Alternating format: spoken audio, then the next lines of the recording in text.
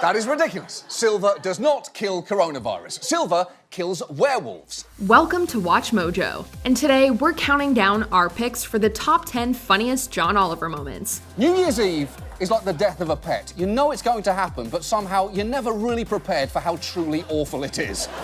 Donald Trump can seem appealing until you take a closer look, much like the lunch buffet at a strip club. The New York Times calls it a movie. The LA Times raves there are 4 Oscar nominees in it. Seriously. For this list, we'll be looking at the most hilarious segments from last week tonight with John Oliver. Did your favorite moment make the cut? Let us know in the comments.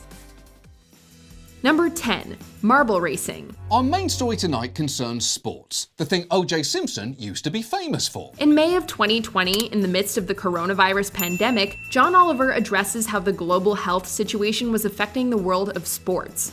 After outlining some of the safety measures major sports leagues were taking, he decided to tackle the thrilling sport of marble racing. Let me introduce you to Jelle's Marble Runs. They're based in the Netherlands and they are a competitive marble racing league that is, to put it mildly, absolutely fantastic. He took a look at the huge popularity of Jelle's Marble Runs, a YouTube channel featuring highly conceptual competitive marble races. When Oliver realized that the channel was struggling for funding, he decided to make Last Week Tonight its primary sponsor, supporting his new passion for the sake of providing enjoyment to viewers around the world. In addition to our sponsorship, the winner of each event will get $5,000 donated to a food bank in their name. Number 9. Gurban Ghoulie Birdie Mohammadov. That is not to be confused with the Gurban Ghoulie Birdie Mohammadov that you went to high school with, or the one that was dating Taylor Swift over the summer. No, we're talking about this Gurban Ghoulie Birdie Mohammadov. One of John Oliver's greatest strengths is taking potentially dry subject matter and turning it into something entertaining. You wouldn't think that a discussion of Turkmenistan's authoritarian president, Gurban Ghoulie Birdie Mohammadov, would turn into an attempt to set the Guinness World Record for the world's largest marble cake, but that's where things ended up. So, hypothetically, if you could make the world's largest marble cake, featuring the image of him falling off a horse, that would check all of the boxes there, right? Because Birdie Mohammadov has a penchant for trying to set and break world records, Oliver wanted to do one of his own, and his team prepared a 600-square-foot cake depicting the world later being thrown from one of his beloved horses, setting the world record in the process, even though Guinness wouldn't recognize it, according to Oliver. Because, behold, this monstrous folly. I told you things were going to get weird tonight, didn't I? Number 8. Slap suits. In 2017, John Oliver criticized mining executive Bob Murray, leading to a long legal battle in which Oliver and his show were accused of defamation. So I have to proceed with caution. I'm not going to say, for instance, that Bob Murray looks like a geriatric Dr. Evil, even though he clearly does. Because Murray Energy has sued people in the past. Luckily, they won the suit, and Oliver celebrated in style in this segment from 2019. He addressed the issue of slap suits, strategic lawsuit against public participation, which are meant to intimidate creators and critics. In this epic song and dance number, Oliver and a team of performers made increasingly outlandish accusations of Murray. He bludgeoned Nancy Kerrigan and watched her cry for fun. He murdered Archduke Ferdinand and started World War I. Because of protected speech laws, however, they are not able to be prosecuted if the average viewer would not find the claims credible. Oh, and squirrels make a notable appearance both in the original segment and the musical number. Bob Murray. Furry. Number 7. Net neutrality. In the very first season of Last Week Tonight, John Oliver addressed the concept of net neutrality, and his segment on the topic went viral, bringing his show to the mainstream. The concept isn't the most exciting, but as per usual, Oliver managed to make it extremely entertaining. I would rather sit down with my niece and watch Caillou, a children's show about a bald Canadian child who lives a life devoid of any incident. Net neutrality is the idea that the internet is a level playing field and that internet service providers cannot discriminate in terms of which sites they prioritize when it comes to speed. We pay more for our internet service than almost anybody else on Earth, and yet the download speeds we get lag behind Estonia. Estonia, a country where, from the looks of it, they still worry about Shrek attacks. In his original segment, he looked at the obstacles net neutrality faced in 2014, and in his 2017 update, he looked at how the Trump administration had made the situation even worse. But that's the exact opposite of what it did. Trump could not have been more off base if he tweeted, "Net neutrality is the Monroe Doctrine, will target the Wu-Tang Clan." Number 6. Danbury. After John Oliver made some choice comments about the city of Danbury, Connecticut, the town was understandably up in arms. I know exactly 3 things about Danbury. USA Today ranked it the 2nd best city to live in 2015. It was once the center of the American hat industry, and if you're from there, you got a standing invite to come get a thrashing from John Oliver, children included. He found himself in a social media feud with the mayor, which resulted in a comical outcome. The town decided to get back at the comedian by naming their sewage plant after him, officially dubbing it the John Oliver Memorial Sewer Plant. And we are going to rename it the John Oliver Memorial Sewer Plant. Why? Because it's full of just like you, John. Excellent. The entire feud is hilarious, but the best part is Oliver's unabashed glee at having the plant named for him.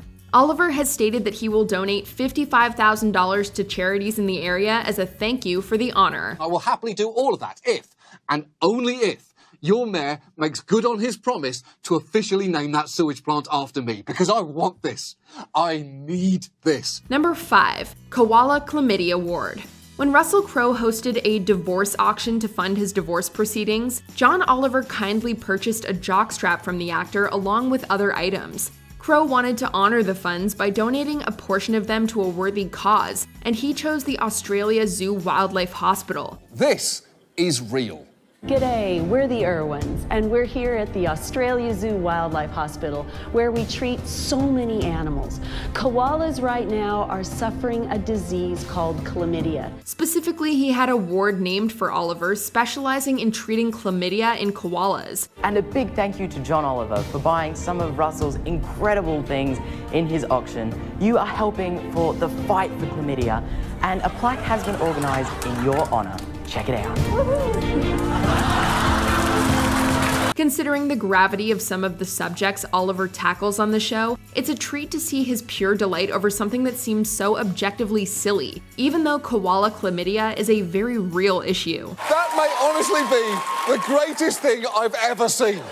Number 4. Donald Drumpf. We have mostly ignored Trump on this show, but he has now won 3 states, has been endorsed by Chris Christie, and polls show him leading most Super Tuesday states, which is a big deal. In February of 2016, Oliver made the Republican presidential nominee Donald Trump the focus of his main segment. The clip has gone on to become the most viewed of all Oliver's YouTube content, exceeding 37 million views. Donald Trump can seem appealing until you take a closer look, much like the lunch buffet at a strip club, or the NFL, or having a pet chimpanzee. One of the reasons this episode was so beloved was Oliver's unearthing of Trump's original family name. In order to take away from the aspiring politician's gravitas, Oliver encouraged his viewers to make Donald Drumpf again by using his family's ancestral name. And that is why tonight I'm asking America to make Donald Drumpf again. Hashtag make Donald Drumpf again. The concept went viral, and an iconic piece of late-night history was born. Number 3. Adam Driver. Last Week Tonight features a number of running gags, and one of the funniest has to be John Oliver's enduring love for actor Adam Driver. He mentioned the actor in a number of asides in various episodes, and even while sheltering at home during the pandemic, he doubled down on his affections. This human wall? I think we all know how I feel about that. Collapse on my chest, you impenetrable barrier. Crush my ribcage, you load-bearing behemoth.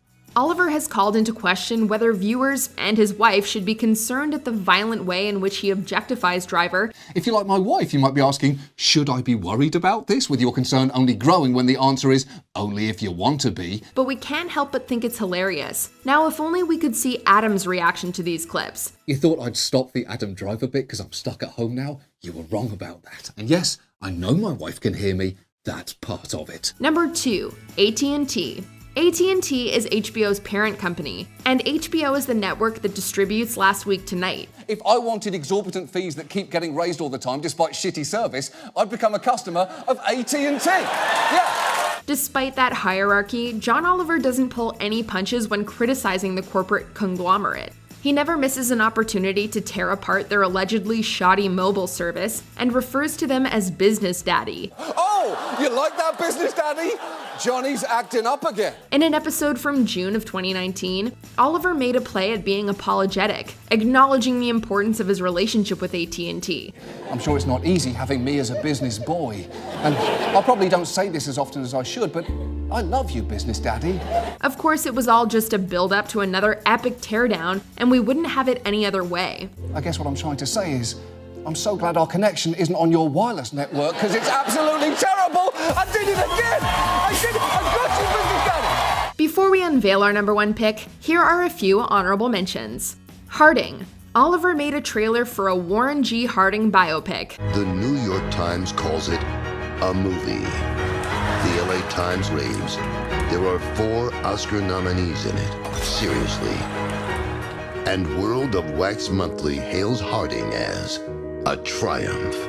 Sex education. Oliver tore apart the topic in public schools. If someone wants you to do a sex thing you're not comfortable with, you have the right to refuse. Is This Your Cat?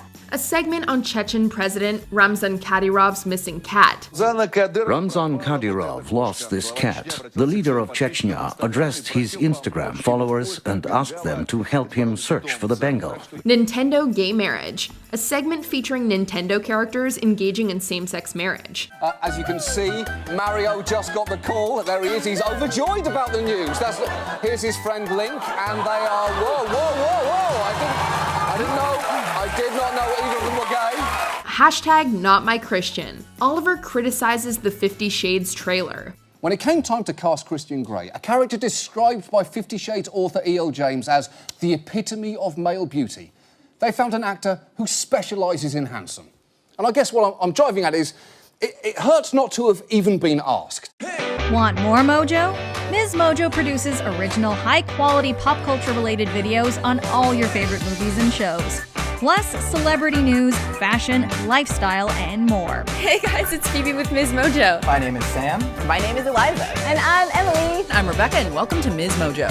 If you want videos on all the best reality shows, teen dramas, Disney movies, and sitcoms, be sure to check out Ms. Mojo for new videos every day. Number 1.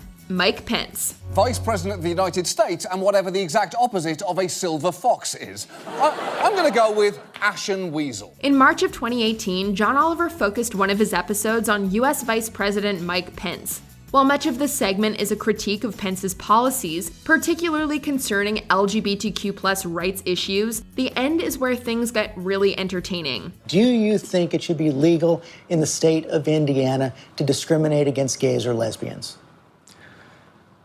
George, it's a yes or no question. Come on, Hoosiers don't believe in discrimination.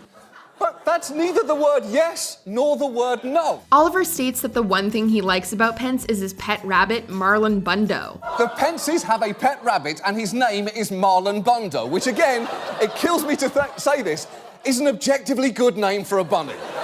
But he does go one step further and announces that one of his writers has created a book called A Day in the Life of Marlon Bundo, which features 2 bunnies, one of whom being Marlon, trying to engage in a same-sex marriage.